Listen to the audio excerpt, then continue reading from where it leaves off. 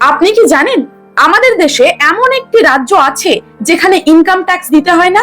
আগে হ্যাঁ, আপনি যত টাকাই ইনকাম করেন না কেন সেই রাজ্যে ইনকাম ট্যাক্স দিতে হয় না। সিকিম ভারতবর্ষের একমাত্র রাজ্য যেখানে কোনো রকম ইনকাম ট্যাক্স দিতে হয় না।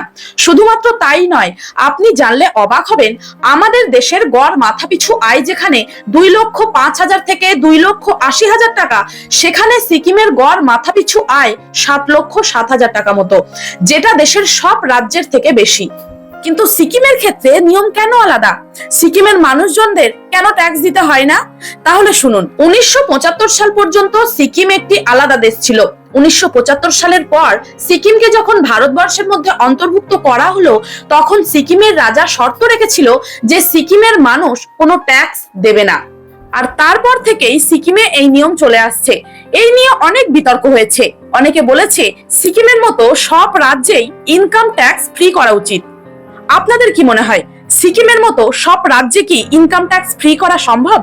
না, মোটেও সম্ভব নয়। কারণ প্রতি বছর আমাদের দেশ 22 লক্ষ কোটি টাকার ইনকাম ট্যাক্স কালেক্ট করে, যার সাহায্যে দেশের প্রায় 80 কোটি মানুষের ফ্রি রেশন, দেশের বেসিক ডেভেলপমেন্ট এবং সামরিক খাতে খরচ করা হয়। এবার আপনারাই বলুন, সিকিমের কাছ থেকেও কি ইনকাম ট্যাক্স আদায় করা উচিত?